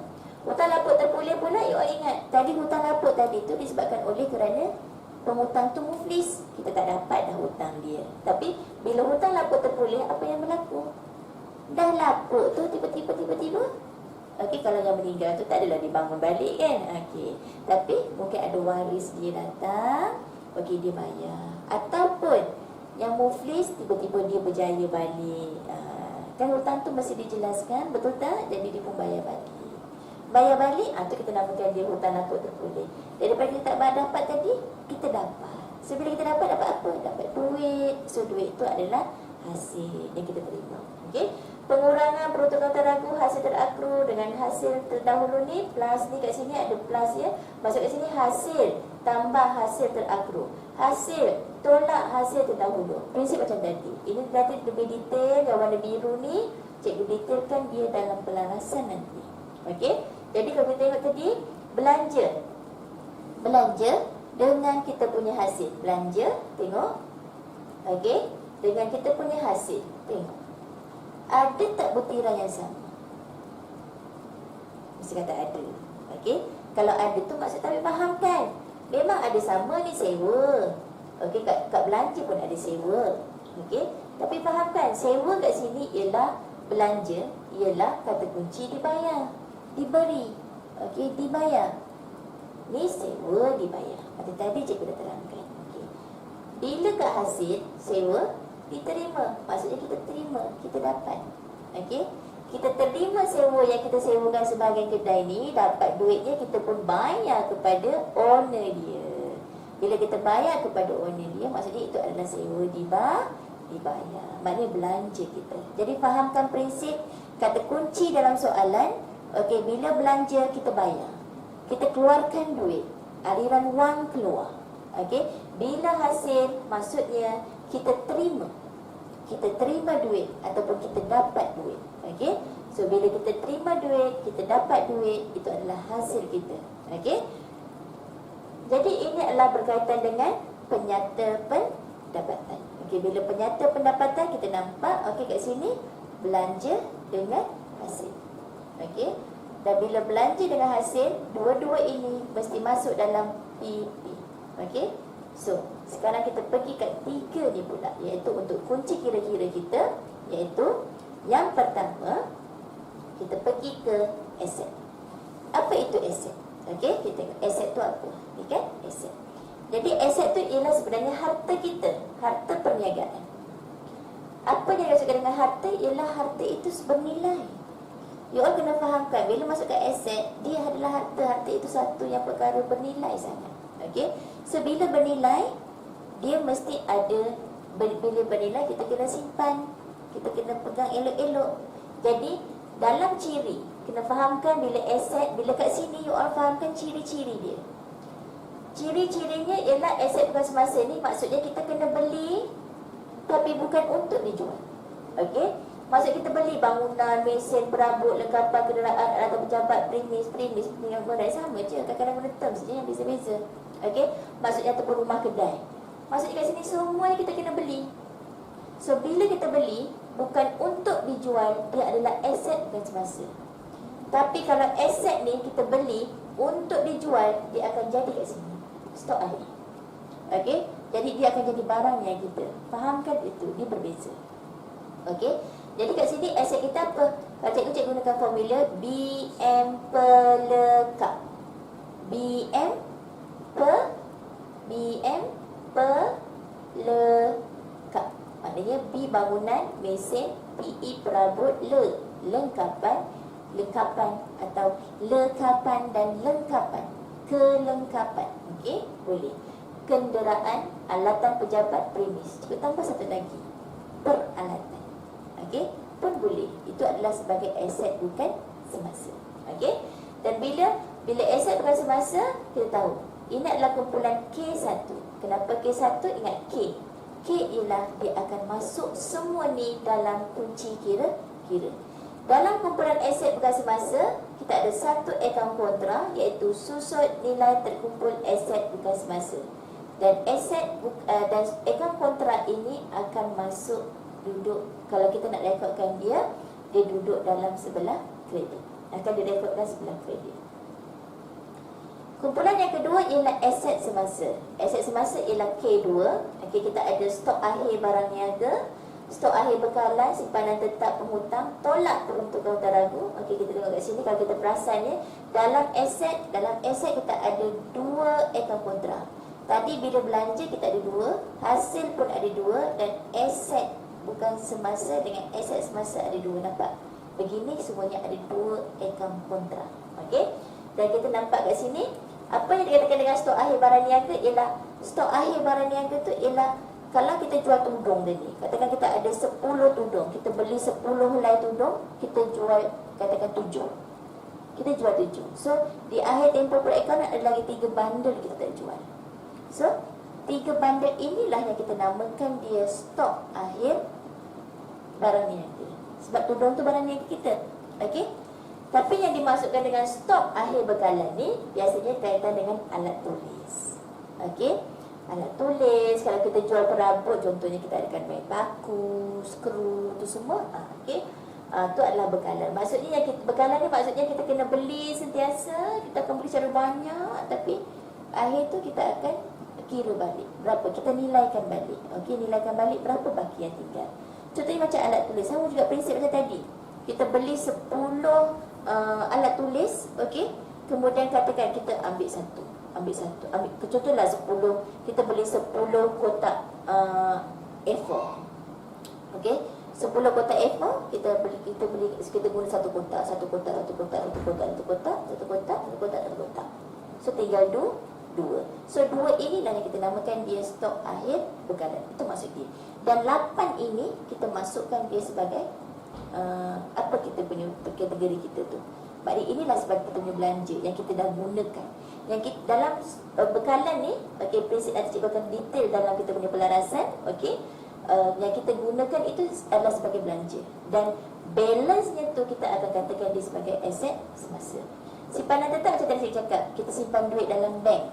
Bila kita simpan duit dalam bank, simpanan tetap, maksudnya kita tak akan mana kita simpan, kita tak nak ambil dalam masa tempoh yang diberi. Sama ada, macam sekarang lah, sekarang 3 bulan pun dah ada. Macam dulu memang lebih daripada 12 bulan. Tapi semasa ni sekarang ni tempoh tempoh matang dia ada yang 3 bulan, 6 bulan, 12 bulan, lebih daripada 12 bulan pun ada. Okey. Tapi kalau lebih daripada 12 bulan, bukan kat sini lah, dia akan jadi tukar kepada aset bukan semasa. Fahamkan yang aset bukan semasa ini adalah yang tetap, yang lebih daripada 1 tahun. Kalau aset semasa ni yang kurang daripada 12 bulan, 12 tahun je cakap tadi. Sorry ya, aset bukan semasa yang lebih daripada 12 bulan, maknanya setahun. Lebih daripada setahun. Aset semasa ialah yang kita gunakan dia dalam tempoh setahun, iaitu maknanya kurang daripada 12 bulan. Penghutang ni ialah orang yang berhutang dengan kita. Okey. Peruntukan hutang ragu ialah satu anggaran yang kita andaikan penghutang tak dapat nak bayar. Okey, ini pun dalam detail nanti dalam pelarasan. Bank ialah duit kita yang berada di bank. Tunai, duit kita yang berada di tunai. Di tangan kita. Maksudnya, kalau kita tak ada duit kat tangan pun susah kan. Kita mesti kena ada duit kat dua-dua. Kat tangan pun ada, kat bank pun ada. Okey, bila duit tunai dah banyak sangat kat tangan, kita masukkan dalam bank nak selamat. Bila kat tunai tak ada, kita keluarkan daripada bank. Keluarkanlah berapa yang kita nak guna. Okey, tunai runcit ni ialah tunai yang kita selalunya lah untuk aktiviti perbelanjaan kita yang sentiasa kita ada, yang kita akan guna pakai. Okey, contohnya macam tol, parking, minyak. Dulu masa cikgu kerja ya, cikgu uruskan yang pasal runcit ni lah, yang diorang kena tiap-tiap hari memang akan kena keluarkan duit tol, duit minyak, duit parking untuk driver, untuk hantar barang. Okey, itu yang hari-hari kita nak kena gunakan. Hasil terakrur dengan belanja terdahulu nanti kita detail dalam kita punya pelarasan. Okey, so ini semua adalah aset. Tengok tadi, aset sama tak dengan belanja dengan hasil? Tak ada kan? Tak ada satu ni pun yang sama. Okey, ada. Oh, kalau ada pun stok akhir. Tapi ingat, stok akhir itu hakikatnya dia adalah aset semasa. Dalam belanja tu maksudnya stok akhir tu kenapa kita kena tolak? Maksudnya dia ada lagi. Sebab tu kita kena kurangkan dia dalam kos belian kita. Untuk kita nak jadikan dia, untuk kita nak jadikan dia kos jualan. Okey, sebab tu kita kena tolakkan dengan stok akhir itu. Maknanya stok akhir itu yang masih lagi berada, yang dia kita keluarkan dia sebagai dia bukannya kos jualan kita. Okey, jadi maksud kita kena tolakkan dia untuk kita dapatkan nilai sebenar yang kos jualan kita tu berapa. Okey, sebab tu stok akhir itu ialah aset semasa. Bila dekat belanja ni kita tolak, okey, bila tolak dia maksud kita nak kurangkan dia. Okey. Kemudian kita pergi kepada liability. Okey, liability kita, maknanya liability kita ni, okey, liability cikgu dah tunjuk jari cikgu kan. Liability ini adalah kita punya hutang. Hutang kita tanggungan perniagaan kepada pihak ketiga. You all, pihak ketiga. Maksud pihak ketiga ni ialah apa? Ini semua adalah pihak ketiga. Maksudnya kat sini siapa pihak ketiga tu? Kalau overdraft bank ialah pihak bank. Kalau pemiutang tu siapa perniagaan pemiutang kita tu? Okey. Kalau belanja terakrur hasil terdahulu, siapa yang kita terakrur? Siapa yang kita terdahulu itu? Okey. Kalau pinjaman bank, siapa yang kita pinjam tu? Bank apa? Okey. Pajak ganda dengan ganda gaji ni sebenarnya sama. Term kadang-kadang beza ya. Cuma cikgu nak ni kan. Sebab kadang-kadang cikgu kadang-kadang tengok ada guna pajak ganda, kadang-kadang tengok ada guna ganda janji. Jadi cikgu cikgu nyatakan dengan jelas kat sini. Okey. Jadi kat sini you all fahamkan, liability ini bermaksud ialah tanggungan perniagaan kepada pihak ketiga. Maksudnya kepada siapa kita berhutang. Okey. Jadi kita tengok apa ciri-ciri dia. Kalau tadi aset ialah kumpulan 1, kumpulan 2, dalam liability ialah kumpulan 3 dan kumpulan 6. Kenapa 3, 6? Kita tengok sebab ni kat sini ada kaitan dengan penyusunan kita dalam format kita tu nanti. Okey. So, kertas 3 pula. Kumpulan 3 ialah liability semasa. Okey. Maknanya kat sini ialah kumpulan liability semasa. Kumpulan liability semasa ni ialah, okey, ini adalah contohnya ialah OP. Kalau cikgu lah OP bukan aku, hanya dia. Itu cikgu punya akronim lah. Maksudnya kat sini liability semasa ni ialah hutang yang kurang daripada 1 tahun. Okey. Cikgu nak betulkan kat sini. Okey. Liability semasa ni ialah satu, dia punya tajuknya biasanya ialah tolak liability semasa. Okey. Bila tolak liability semasa, maksudnya kat sini dia akan jadi kumpulan 3. Sebabnya nanti kita nak jadikan dia modal kerja tu. Okey, sebab tu kat sini tajuk dia mesti tolak liability semasa. Dan liability bukan semasa pula ialah hutang kita yang melebihi daripada 1 tahun. Maksudnya kat sini, kalau liability semasa kurang daripada 1 tahun, maknanya kurang daripada 12 bulan.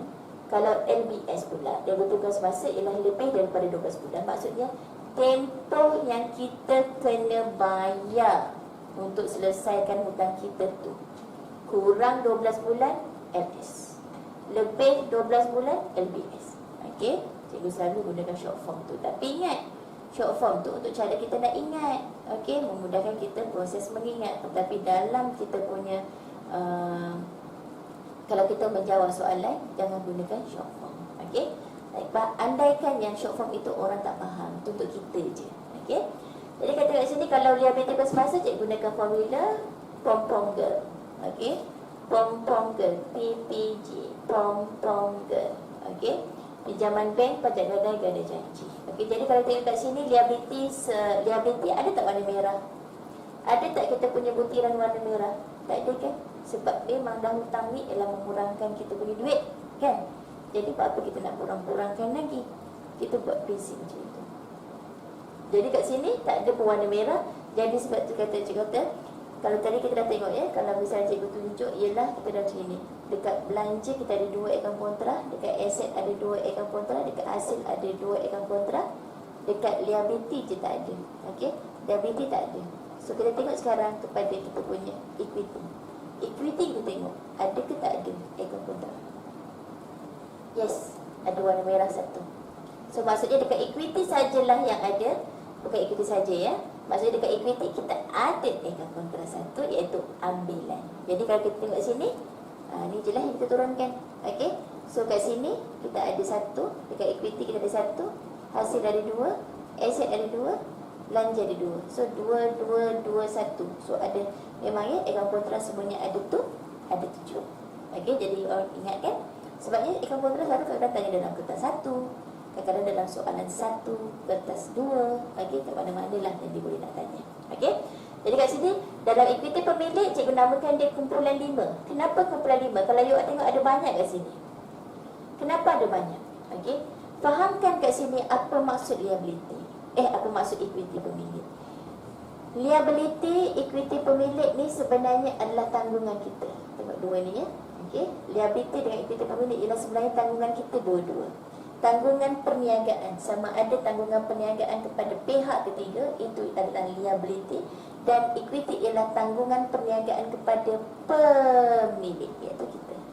Okey, itu saya katakan ambilan tu, bila nak ambil barang untuk kegunaan sendiri, kita kena kurangkan kita punya modal. Sebab tu modal kita akan berkurang. Okey, so kat sini sama juga dengan pelaburan pemilik dalam perniagaan. Maksudnya dalam perniagaan kita dah ada duit dah, so kita bolehlah mulakan perniagaan. Okey, jadi kat sini kita ada 4 apa namanya ni, bentuk organisasi. Okey, bila kita nak buat penyata kewangan milikan tunggal, maknanya ini yang dalam equity pemilik kita. Maksudnya modal awal tambah untung bersih, tambah modal tambahan, tolak ambilan, kita dapat modal akhir. Modal tambahan ni kadang-kadang kita tak nyatakan kat sini, selalu kita akan tambahkan dia terus dengan modal awal.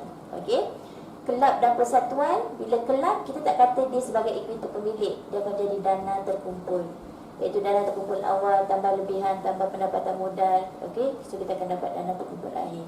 Bila dekat kelab kita tak ada ambilan. Kenapa? Okey, nanti detail dalam kelab. Perkongsian equity pemilik, iaitu apa dia? Akaun modal dengan akaun semasa. Kenapa kita nyatakan kat sini akaun modal dengan akaun semasa? Sebab dalam equity pemilik kita, okey, modal bila perkongsian kita melebihi daripada seorang. Okey, bila daripada seorang kita kena buat satu, iaitu akaun semasa. Akaun yang dituntut oleh perkongsian ataupun akaun yang dituntut oleh perkongsian ataupun perkongsi. So kita kena buat akaun semasa. Okey, itu nanti detail dalam perkongsian. Okey, dan syarikat berhad. Okey, bila syarikat berhad, apa equity pemilik dia yang kita nak kena buat? Inilah dia. Modal diterbitkan dengan modal modal dibenarkan ataupun modal berdaftar dengan modal diterbitkan dan berbayar penuh. Ini dia yang kita akan nyatakan dalam kita punya penyata kewangan.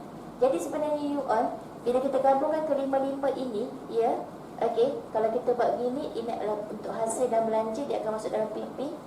Aset, liability dan equity, dia akan masuk dalam kunci kira-kira. Yang membezakan penyata kewangan untuk setiap organisasi ialah pada kumpulan ini saja. Kumpulan apa? Ini, iaitu equity pemilik ini saja yang akan menyebabkan berlakunya perbezaan. Bila milikkan tunggal, yang lain ni semua sama. Bila equity, kita kena jawab yang ini. Kalau kelab dan persatuan apa sama? Yang lain tu semua sama. Yang bezanya pada kita punya equity pemilik, ini dia. Dia akan jadi dana terkumpul. Okey, bila perkongsian, yang lain tu semua sama. Bila dekat sini, kita akan jadikan dia equity pemilik ni kepada akaun modal dengan akaun semasa. Okey, jadi belanja dia apa semua tu semua sama. Okey, syarikat berhad pun sama. Maknanya dekat sini saja yang kita akan ubah, iaitu jadi modal dibenarkan dengan modal diterbitkan dan berbayar penuh. Jadi nampak tak? Prinsipnya, asasnya itu adalah sama. Okey, kita nak buat penyata kewangan, okey, berdasarkan kepada ini. Belanja hasil mesti masuk PP, aset, liability dan equity mesti masuk kunci kira-kira. Okey, kunci kira-kira tak boleh masuk dalam penyata pendapatan. Okey, yang akan satu je yang akan masuk dalam daripada penyata pendapatan ke kunci kira-kira, iaitu untung bersih. Ini yang kita dapat daripada kita punya penyata pendapatan. Okey, Sebenarnya kalau kita tengokkan kat sini, apa yang dimasukkan dengan penyata pendapatan ialah, okey, kalau cikgu cuba tunjuklah ya, sebelumnya kat situ ya, cikgu tunjuk dulu. Macam tadi cikgu tunjuk kat UR. Ni contoh sebenar. Okey, ni contoh yang cikgu dah buat ya. Ni cikgu buat sendiri ni. Okey. Ni jadi cikgu lah ni. Okey, comel je kan. Okey, belanja, aset, liability, equity dan hasil. Tengok ya, ada warna-warna. Ini semua adalah mengikut warna-warna masing-masing. Sebab ada orang suka warna, ada orang tak suka warna kan. Okey. Dan kalau kita tengok kat sini, inilah contoh-contoh. Ni contoh-contoh yang anak murid cikgu dah buat lah. Okey. Bila ada ruang-ruang kosong tu, pandai-pandai lah buatlah apa-apa, kata-kata semangat ke apa ke kan. Kat sini ada item account, SPM 16, 10A+, item account, whatever. Nak buat apa jua sekali pun, ada yang apa kat sini. Okey, ada yang hashtag item account, yang hashtag ni semua sekarang kan banyak orang suka hashtag kan. Suka nantilah, tak kisah. Bagi cikgu janji you all fahamkan konsep dia yang sebenar. Kenapa? Sebabnya matlamat kita ialah satu, kita nak jawab dalam perakaunan tu itu lebih tepat. You all faham kat sini, you all pindah betul, maksudnya you all akan dapat jawapannya betul. Kalau pindah salah, jawapan itu akan jadi salah. Okey. Dan satu jugalah yang cikgu akan, inilah yang cikgu akan guna pakai sebenarnya dalam cikgu punya PDP sentiasa. Okey, bila kita guna saja apa yang kita nak guna, maknanya dalam kelas mesti kena ada benda ni sentiasa. Jadi bila nak buat, nak belajar tu, kita tengok. Bila kita tengok, lama-lama kita akan ingat. Okey, itu maksud cikgu. Okey, itu yang cikgu cuba pendekatan yang cikgu cuba guna pakai lah sebenarnya. Okey, bila cuma satu ya, ini tak boleh masuk dalam dewan. Okey, jangan masukkan dalam dewan. Ada budak yang nak, okey, cikgu boleh tak masuk dalam dewan ni semua? Cikgu kata tak boleh. Okey, macam toyol lah juga. Okey, cumanya kita membayangkan yang dia ada berada di tangan kita. Cikgu kata konsep bayangan. Cikgu sendiri secara peribadi, cikgu dah boleh bayangkan dah apa yang dekat sini, apa yang kat sini, kat jari ini, kat jari ini dan jari ini. Satu persatu cikgu dah dapat bayangkan. Okey, yang cikgu cuba apply kan, cikgu dah nampak dah dekat sini apa yang cikgu tulis. Okey, sebab cikgu kata benda ni you all kena cuba buat. Okey, bila you all cuba buat, you akan dapat. Cuba praktikkan, cuba apply. Okey, bila you all apply, you all akan dapat feel tu, you akan dapat sendiri. Okey, tak boleh, kalau ikutkan boleh je cikgu nak photostat bagi kat semua ni semua kan, tapi dia tak ada feel. Okey, sebab tu cuba buat, sebab kita nak jadikan dia satu sebati dengan kita punya diri untuk item account. Okey, jadi bila kita dapat sebatikan, tu yang kita akan nampak. Kita akan nampak secara apa yang kita tulis kat sini, apa yang tulis kat sini, kita secara automatik kita akan dapat bayangkan satu persatu. Okey, sebab tu nanti kalau jawab exam jangan terkejut kalau misalnya tangan tu tiba-tiba ternaik macam ini dan tunjuk macam tu. Okey, semuanya atas kuasa dia, semuanya atas izin dia. Okey, jadi sebenarnya cikgu akan untuk sesi-sesi seterusnya, sebab tu cikgu terangkan hope ni dulu. Okey, sebabnya cikgu akan guna pakai hope ni dalam sesi-sesi seterusnya sampai habis. Okey, cikgu harap ya semuanya puas hati dengan apa yang cikgu cuba sampaikan. Dan sebenarnya inilah dia hand of Bartlett yang cikgu sebelum ini yang kata magic hand. Ada orang kata magic hand ke apa ke, bagi cikgu ini adalah satu cara sahaja, satu teknik, satu indikator, satu aras, satu ukuran yang kita boleh guna pakai untuk dalam kita mempelajari akaun daripada tingkatan 4 sampai tingkatan 5. Sebab tu kalau tingkatan 4 sampai yang tingkatan 4 memang sangat bagus. Boleh you all gunakan daripada sekarang sampai tingkatan 5, akan mendalaminya satu persatu. Cikgu percaya kalau bulan pertama tak memahami, bulan kedua pun tak boleh memahami, bulan ketiga pun tak boleh memahami, percayalah pada bulan seterusnya satu tahap. Bila Allah dah tunjuk untuk you all dah faham, untuk memahami apa itu hand on part day dalam erti kata sebenar, you all akan dapat everything. Kat situ yang you all boleh ubah jawapan you all daripada salah kepada yang betul. You all akan nampak apa yang cuba cikgu maksudkan itu dengan jelas. Okey, jadi untuk sesi 1, untuk sesi hand on part day, cikgu harap semuanya dah puas hati. Cuba buat, jangan tak cuba buat, sebab lepas ni kita apa-apa kita akan tengok hand on part day masing-masing. Okey, kita jumpa lagi dalam sesi seterusnya. Sekian, terima kasih.